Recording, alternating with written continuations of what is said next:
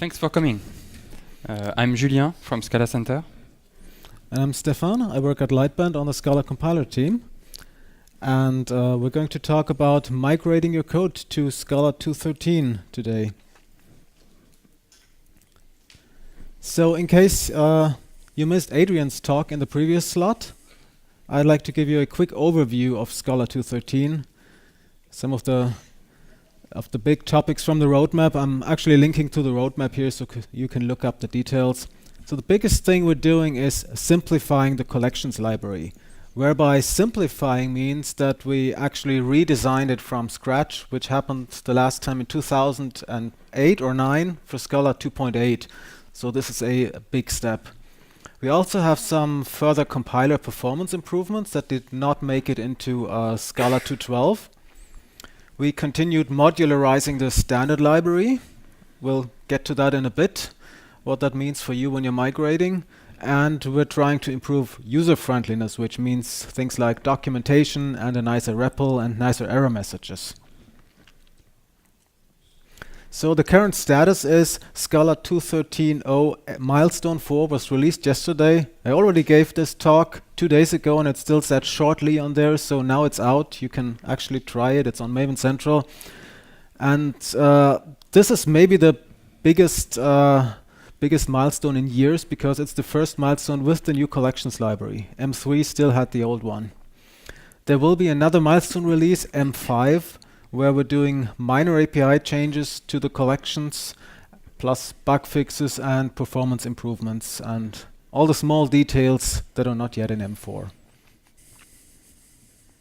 So I assume you're all here because you already have a project that works on Scala 2.12, or maybe even cross-builds on 2.12 and earlier versions like 2.11, and you'd want to upgrade that to use Scala 2.13. So that means you're going to target Scala 2.13.0 milestone 4, the one we just released, or higher. And we're using an SBT build here for the examples that we're showing. I'm sure you can do the same with other build tools, but I don't know how. Okay, so instead of just jumping right in and typing set Scala version equals 2.13.0 M4 in SBT, it's easier if you first prepare for the migration by starting on 2.12 or whatever you're using now, because there are some things you can already do there to ensure a smoother migration path. And one of the reasons for that is that we removed many deprecated APIs in 2.13. For example, in the collections there were things like Java conversions, which were long deprecated in favor of Java converters, but we're still carried on with each new version. But now that we did the complete redesign, we didn't want to port all that old code over, so we just left it out. And we also removed deprecated stuff outside of the collections library. So in SBT, add deprecation to your Scala C options and compile and see what comes up. And if there are any deprecations, it's best to remove them first. And when you have a clean build without deprecations in 2.12, this should make the migration much easier. Another thing that we removed is a bunch of compiler flags, namely the ones that modify the source language. In particular, those are Y no adapted args, X strict inference, X full labs, Y override objects, Y override vars, Y infer argument types, and Y vert patmat. Many of those were like half finished or never intended to really be used or experimental, so they're all gone. The idea is from now on you should use X source in order to modify the source language. We want to avoid the fragmentation of the language and only give you source levels, so you can say compile this as if it were on Scala 2.12 as far as possible. You can find more information on the actual pull request that removed those flags.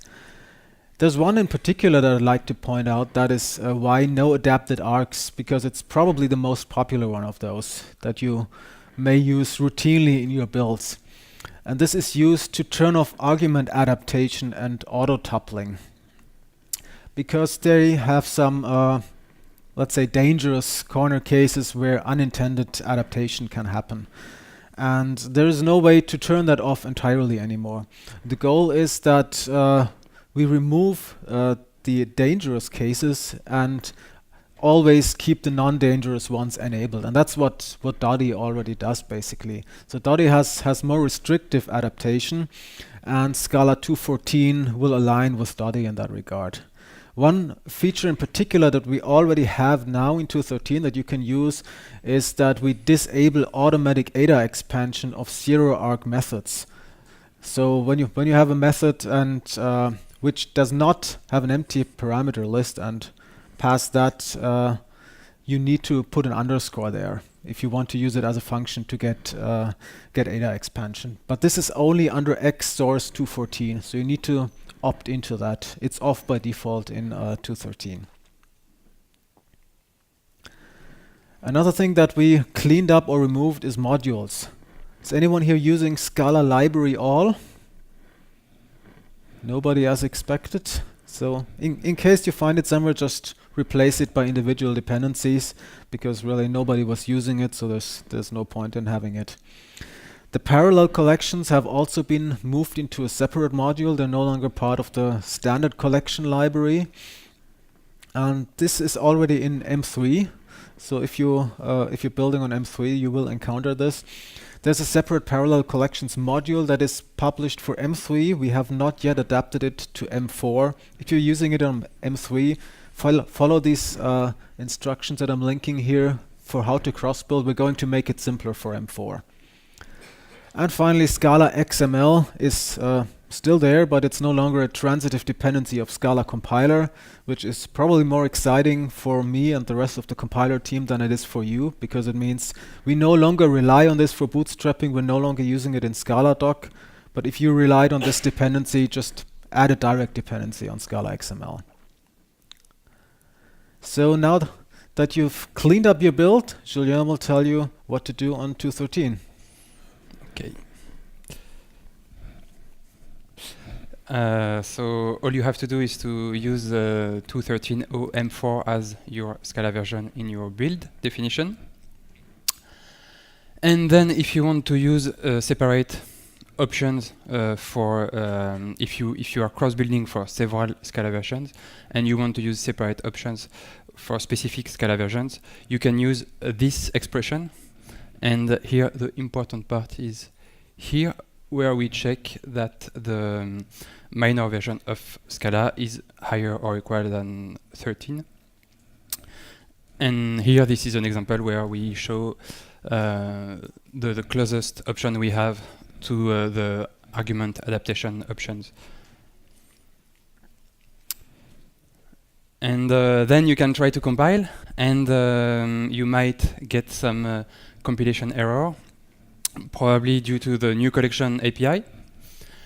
And also, if you use singleton types, there might be changes in the way implicit resolution works with singleton types, and you might hit some corner cases where your code used to compile but does not compile anymore. And you might hit some of the source language incompatibilities that Stefan just talked about. So a short-term solution to fix, a workaround to fix this source language incompatibilities is to use X source to 12 as a compiler option. And then if you want to cross-build your project with several Scala versions, you might get into troubles because the new API of the new collections is sometimes just different from the old API, and we couldn't. And also, yes, we have deprecated some types and some operations in the new collections. So if you want to have a code that cross-build and that cross-build without warnings in both 2.11, 2.12, and also 2.13, the option that you have is to use this library, Scala Collection Compat, that brings the 2.13 syntax in 2.11 and 2.12. So in practice, you just add a dependency to this module, Scala Collection Compat, and I think this version has been released yesterday or is going to be released soon. It has been released. It has been released. And then, so this is the old way of converting a collection to another collection. We used to pass a type here. And the new syntax consists in passing a value. So here we pass the value list, the singleton, the companion object list. And why did we do that? Because now here you can use, for instance, map to convert a collection to a map, and that was not possible before. So this is a new syntax, and this doesn't compile anymore with 2.11 and 2.12. But if you use the compatibility library and if you write this import, then this import will provide some implicit definition that will make this code compile also on 2.11 and 2.12. And on 2.13, because this is, as you can see, a library that is cross-built for 2.11, 2.12, and 2.13. So on 2.13, we just provide almost empty package object just for the import to work. And there are also other changes in the new collection that Stefan will talk about. Okay, so first I'd like to start with a quick recap of the goals of the collection redesign, just to give you an idea of what the interesting things there are before we get to the problematic parts that will break your build. So the main goal was to have a simpler user-facing API, so when you call the collections library. In particular, nobody loved can build from, so we're almost removing it. And we're also making things easier for collection implementers. There's less boilerplate to write, and if you are implementing lazy collection types, it's a lot easier now because everything is lazy by default, so you don't have to override everything. And the hierarchy is much simpler, so all these strange gen collection types are gone, which not only helps collection implementers, but it also helps everybody because it makes the compiler faster. There are far fewer superclasses now, so type inference gets faster. So let's get to the problematic part. The biggest change, the one that everyone will encounter in their build, is that Scala.seek is now immutable by default. So this used to be a type alias to Scala collection seek, and now it is Scala collection immutable seek. And the same goes for indexed seek. This aligns with set and map, which were already the immutable versions. And everybody really wanted immutability for everything by default. So we finally did that. Unfortunately, there's no easy way to automatically migrate to this, because you have to decide on a case-by-case basis which one you really want. In some cases, like varargs, which I'm getting to on the next slide, you will have to use the immutable ones. In many cases, you probably intended to use the immutable ones, but you just didn't realize it and used the generic ones, so those are fine too. In yet other cases, you actually want to abstract over both mutable and immutable collections, so you have to use Scala collection seek explicitly. And in any case, when you're cross-building, you should not use Scala.seek, just reference Scala collection seek or Scala collection immutable seek, whichever one you want.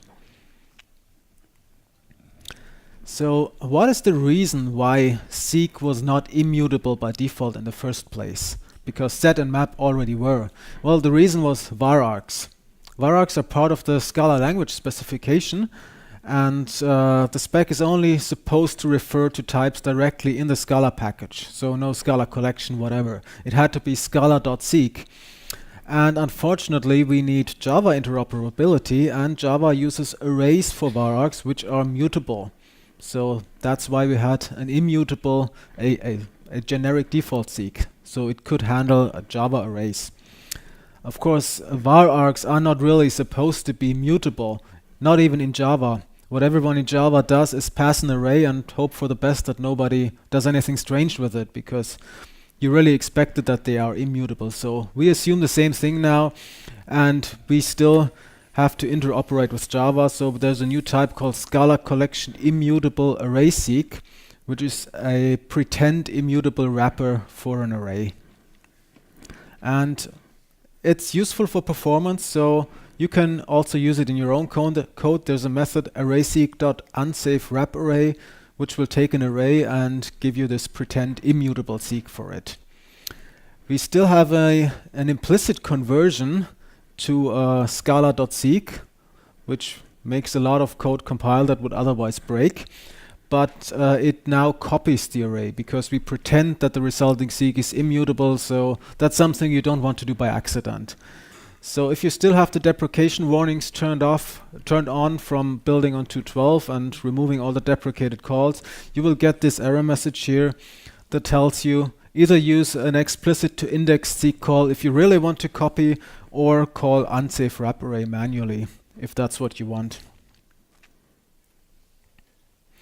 So the other really big change is can build from.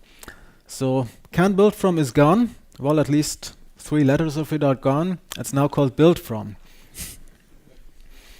But it's rarely used. So if you look at the definition here, where I removed all the deprecated forwarders, build from almost looks like the old can build from. It has a from type, an element type, and a target type. And there's a method called new builder, which looks just like the old apply method. There's one crucial difference though. This new builder needs a from, and in the new collections library you can not only use builders, you can also build lazily, so you need to use from specific iterable for that, and it also takes a from. So there's no way to use a can build from when you do not have an instance of the source collection. That's the big difference there. It always builds something that is derived from the source collection. And as I said, it's rarely used. We do not use it at all within the collection library. Instead, what we do is we overload methods. So if you have a map which has its own map method in addition to the iterables map methods, there's another overload that implements the semantics correctly and gives you a map as a result and not an iterable. Why didn't we do this earlier in Scala 2.8, for example? Well, there were some problems with type inference for overloaded methods. It was really bad at the time, and it was still rather bad in 2.11, and we improved it in 2.12, and we're making even further improvements in 2.13, so now type inference for overloaded methods actually works in these cases. So you should rarely encounter any problems. You still use can build from in methods like future.sequence, which are outside of the collections library. So you could write it with overloads, just write 4 or 5 different versions of sequence, but you don't want to do that. You want to write only one. So that's where you use build from. And in practice, as long as you have an instance of the source collection, you can use build from almost exactly like the old can build from. So this is really easy to change in your code. There's a second replacement for can build from though, and this is called factory. Again, it looks almost the same as build from. The difference being now there is no from type and there is no from element that you have to pass. So target builds purely by target type and not by source collection. We separated the two. Previously with can build from, you had this matrix of source and source type and element type and target type, and then you had a huge search space for these can build from instances and lots of implicits to provide them. Now we have two clearly separated ways of building, either with build from the source or with factory driven by the target type. And the general rule there is the simple one that I would like to tell you is use build from if you have a source collection instance, otherwise use factory. Of course, the one instance where we actually use it inside the collection library defies this rule because it's iterable.to. When you convert to another collection, you have an instance of the source collection, obviously, but you still use factory because you don't care what that source collection is. You only care what you want to build because that's the whole point of the method. And again, if you have to change your code, it's almost the same as using can build from before. Basically just replace the type name and that's it. But you have to decide first if you want to use build from or factory. So without can build from, of course there is no breakout anymore because there's nowhere you could pass it to. As I said, all the methods like map and flat map, they are overloaded. They do not take a can build from. So in the usual case where you would have done something like access.map and pass a breakout, you now have to use an iterator and the to method. Iterator is always safe in these cases because if you use breakout, you only iterated and consumed the iterator exactly once, so you don't need to bother with views. Just use an iterator and convert explicitly. In other cases, there is a more direct replacement for breakout. I could not actually find an example where you have to migrate in this way, but there's almost one, and that's a future.sequence. So if you look at the old version here, I have a list of future of int, and I want to sequence it to a future of vector of int rather than a future of list of int. So instead of having the compiler find an implicit can build from, I would pass breakout to this method. So this doesn't actually work in 2.12 because the types of sequence are constrained in a way that you can only produce a future of list of int. But we have a ticket to make exactly this use case work.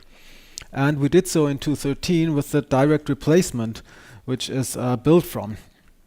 So what you do now, instead of having to pass breakout and writing this long type annotation here, you just pass the companion object of whatever you want to build. And there's an implicit conversion from this companion object to factory and to build from. So this means you do not have to write the complete type, only the companion object, which makes it much simpler.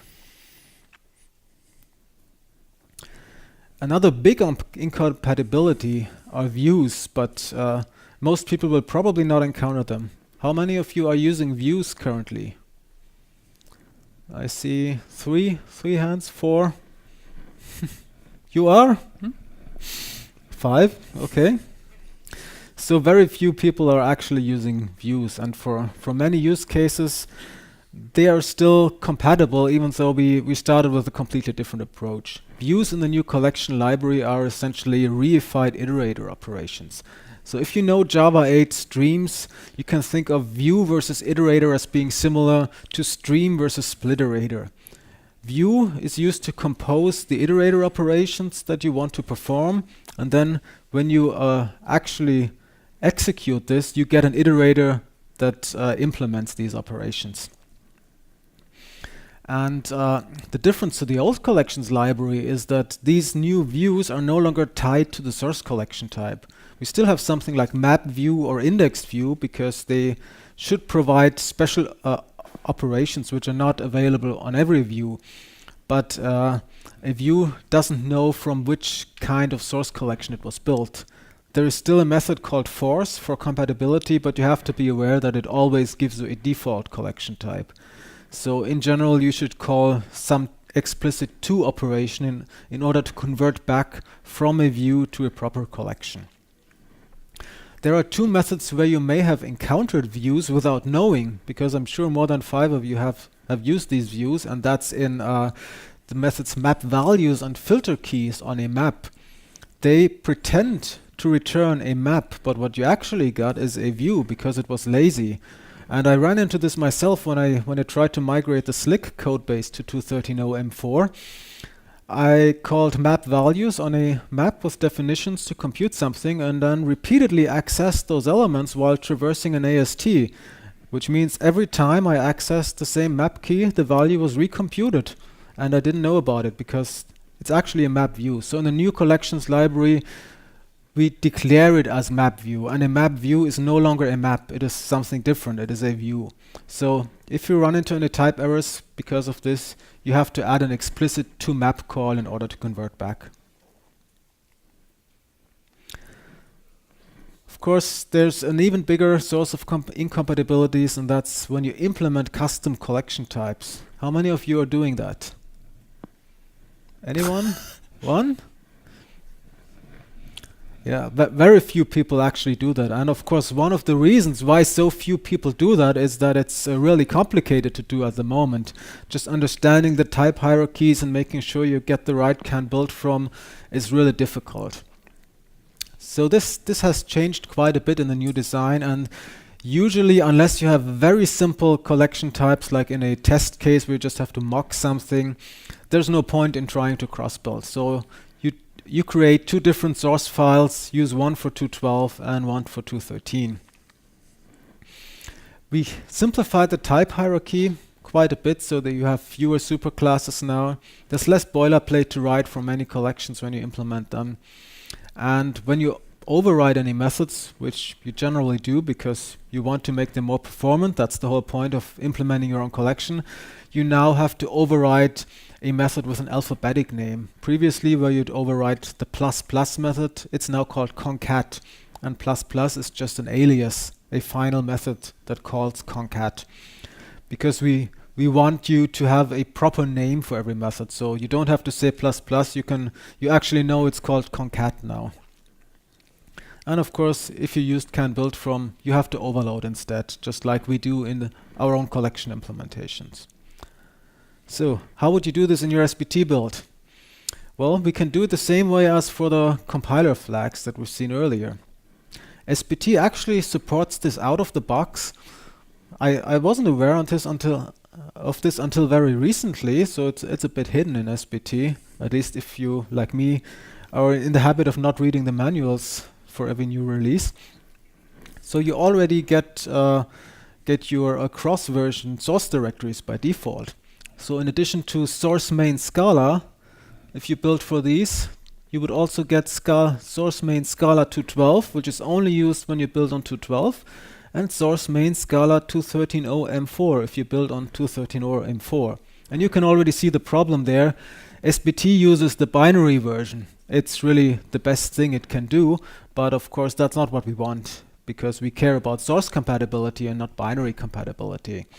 So once 2.13.0 is out and you only want to cross-build on 2.12 and 2.13, you can use that, but otherwise you're better off defining your own like this. So when you build on 2.13 or higher, we add a Scala 2.13 plus source directory and otherwise a Scala 2.12 minus source directory. So this is the source compatible approach rather than the default binary compatible one. And there are a few other incompatibilities in the new collections. We haven't published the proper documentation on the Scala website yet, but there is an FAQ on the old collection Strawman incubator project, and it's quite comprehensive, especially when it comes to the changes in the new library. So I'll hand this back to Julien for automated migration. Thanks. So in this FAQ, you will see a list of incompatibilities, and so Stefan presented those who require like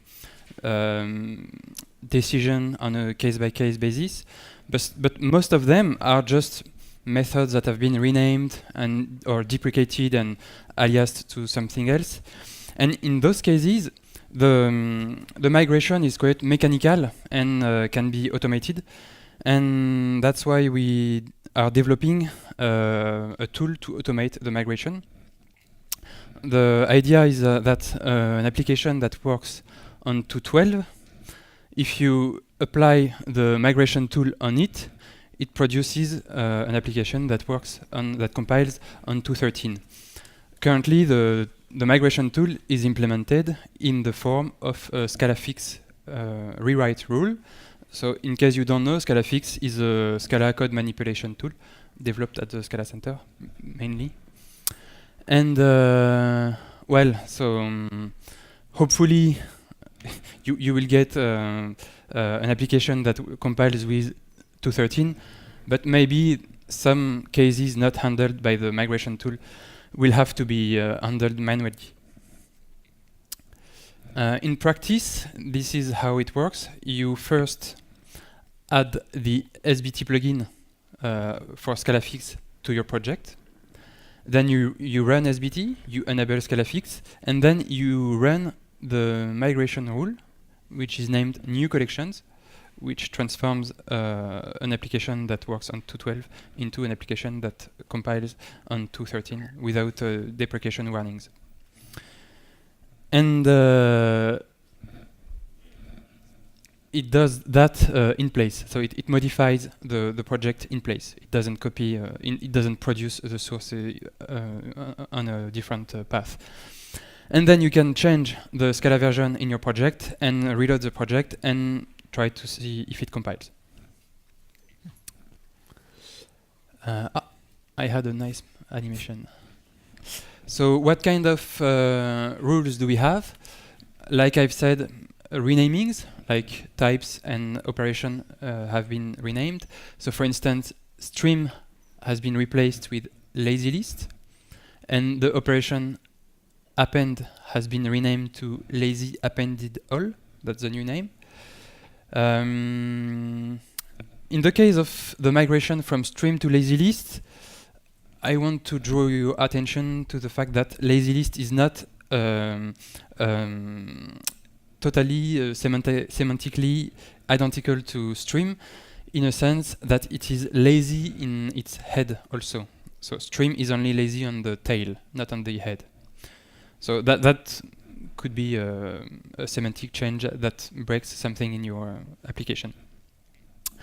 And apart from renamings, we are also able to just transform any expressions. Like for instance, copy to buffer has been deprecated, and the recommended way to do the same thing is just to take the buffer and to call ++ equal on it. So we have a rewrite rule that does that. And then obviously we could implement more complex rules, but the more complex the expression to manipulate, the harder to implement the rewrite rule. Now, what is not in the scope of the migration tool? Implementation of custom collections, because the APIs are quite different, and yeah, and it's super complex to write such migration rules. Also, some advanced usage of can build from might be a bit too complex to support, because usually they require the rewrite of complete method definition and implementation. So this is something hard to do. Also, Scala.seq usage. I think we cannot provide an automatic rewrite for that, because as Stefan mentioned, you want to decide on a case-by-case basis how to migrate to the new Scala.seq usage. So far, I've given you an example of how to migrate an application, but for libraries, the story is a little bit different, because usually an application works only for the current Scala version, or at least just for one Scala version, and a library usually cross-compile for several Scala versions. So let's say you have a library that works with 2.11 and 2.12, but you want to use the migration system, the migration tool, to produce a library that compiles with 2.11, 2.12, and 2.13. So we didn't implement this migration rule yet, but we plan to do that, and it will be able to produce code that cross compiles with 2.11, 2.12, and 2.13 by using the compatibility library. Did I miss something? I don't think so. Maybe we'll have to also do some finishing manually. And I think this is it. So in case you have questions, you can have a look at these links for more detailed information or examples of projects.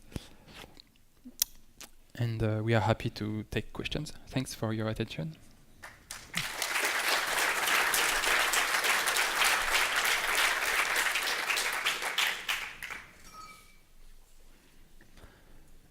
Yes. The question is, what is the future of parallel collection? You want to answer? Well, they're not going anywhere. They're a separate module. So eventually we're hoping to find somebody else to maintain them. But for now, we will publish a version once it's been adapted to the new design. We have a library for milestone 3 out, and we're working on the one for milestone 4. We're not completely sure how far we're going to integrate it with the new collections design, or whether it's going to stay mostly in the old design. But it's quite separate now, so the integration is not as tight as it used to be. They will intersect at iterable once, and that's pretty much it. And then you can convert back and forth.